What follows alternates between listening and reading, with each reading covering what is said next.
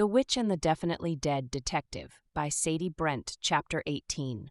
A Haunting Number. The late morning sun filtered through the small apartment's sheer curtains, casting lazy patterns of light on the polished wood floor. Evie stretched beneath the quilt on the couch, Spinks sprawled on her stomach with his soft belly rising and falling in perfect rhythm. She'd intended to sleep in her house the previous night, but exhaustion from the reopening had caught up with her, and the cozy apartment had beckoned. Now, the warmth of the morning sun and the faint scent of herbs from the shop below made her reluctant to move. "Well, Spinks," she muttered, scratching his chin, "it's Monday, the online orders are ready to go out, and I've got work to do. No rest for the wicked, right?"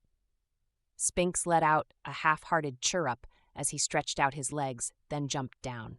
Evie smiled, rolling off the couch and padding into the small kitchenette to start the kettle for tea. As the water heated, her eyes drifted to the antique roll-top desk across the room.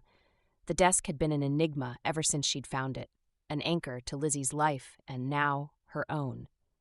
The faint pull she'd felt when first discovering it returned, a whisper in her mind urging her forward. "Fine," she murmured, brushing her hands down her pajama pants. "But only for a minute." With Spinks at her heels, she retrieved the Crypto Arcanum from its hidden compartment. Its leather cover, marred and worn with age, seemed to hum faintly in her hands. She placed it carefully on the desk and smoothed her hands over the surface, feeling the energy that radiated from it. "James?" she called softly, turning her head as though expecting him to appear immediately. Right on cue, James materialized near the window, leaning casually against the wall with a wry smile. "You rang?" "I want to talk about the book," she said firmly. James's expression grew serious. "I thought you might.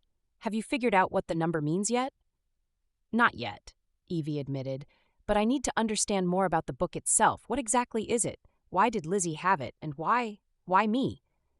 James crossed the room, his translucent figure oddly comforting as he perched on the corner of the desk. "The Crypto Arcanum is, well, let's call it a magical artifact for now. Its origins are old, ancient even, but that's a story for another time. Lizzie inherited it just like you did. The book chooses its keeper, and it chose Lizzie years ago. When she passed, it passed to you. That's destiny for you." "But why?" Evie asked, feeling the weight of the book more keenly now. "Lizzie spent years figuring that out herself," James admitted. "The book has a peculiar purpose. It's a guide of sorts. It reveals problems, crimes usually, that need solving. But it doesn't just hand over answers, it gives you clues, bits and pieces, and it's up to the keeper to figure out what they mean and how to set things right, like we talked." Evie's brow furrowed. "That sounds like a lot," James chuckled softly. "It is, and that's why it's not something to take lightly. Now that you've opened it, you've accepted the responsibility. The book has bonded with you. You'll be its keeper, and its purpose will be yours. It's not something you can walk away from once you've begun." Evie hesitated, her mind swirling with doubt and curiosity. She thought of Lizzie, of the life she'd built, the secrets she'd kept, the legacy she'd left behind. Could Evie really honor that legacy? "I can't ignore it. Lizzie trusted me with this, even if I don't know why. I'll figure it out. For her." James nodded approvingly. "I thought you might say that. But remember, Evie, the book isn't just a tool, it's a challenge. It will test you, push you, and sometimes frustrate the hell out of you, but it will also guide you. Trust it, and trust yourself." Evie swallowed hard, her hands trembling slightly as she placed them on the book. 236 Mors Immatura. James nodded and his expression darkened slightly. "That, my dear, is your first mystery." The words haunted her as she packed up the online orders. Untimely death. Whose death? Why? And what did 236 mean? Evie loaded the packages into her car and made her way to the post office, her mind whirring. After dropping off the orders, she decided to drive around town, searching for any connection to the number.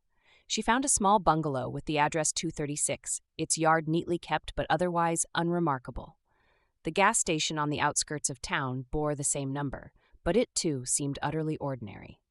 She sighed, gripping the steering wheel. "What are you trying to tell me?" she muttered aloud. Her phone rang, startling her. She pulled over and answered. "Hey, Evie, it's Marcellus. Do you have a minute?" "Sure," she said, trying to sound casual despite the tension coiled in her chest. "I've got the redrafted deed for all the properties needing your signature. Can you swing by the office before you head to the shop?" "Of course, be there soon." The office smelled of coffee and fresh paper as Evie stepped inside. Frida greeted her warmly, handing her a mug of coffee before ushering her into Marcellus's office. "Morning, Evie," Marcellus said with a smile. "How are you doing after your big weekend?" "Still recovering, but I'm good," she said, settling into the chair across from his desk. As they went through the paperwork, Marcellus made small talk, congratulating her again on the reopening. Evie signed each document carefully, feeling the weight of the responsibility settle over her. When they were finished, she hesitated, her fingers gripping the edge of the desk. "Marcellus, can I ask you something?" "Of course," he said, leaning back in his chair. Where did Lizzie pass away? Was it at the shop or somewhere else?" Marcellus's expression grew somber. "It was at her house. In the greenhouse, actually. She managed to dial 911 before she collapsed, but they think she was already gone before they even answered the line, and that's where the paramedics found her." Evie's breath caught. The greenhouse, her dream. "And, where is she buried?" she asked, her voice trembling slightly. "At the old Stony Cemetery in plot 236, Marcellus said casually. The blood drained from Evie's face. "Evie?" Marcellus leaned forward, concern etched on his face. She forced a smile. "I'm fine, just a lot to take in, you know?" He nodded sympathetically, unaware of the storm raging in her mind. As Evie drove away, her thoughts swirled in a chaotic blur. The number 236 was no longer just a cryptic message. It was tied to Lizzie, and it wasn't a coincidence. "Lizzie," she whispered, her grip tightening on the wheel. "What happened to you?"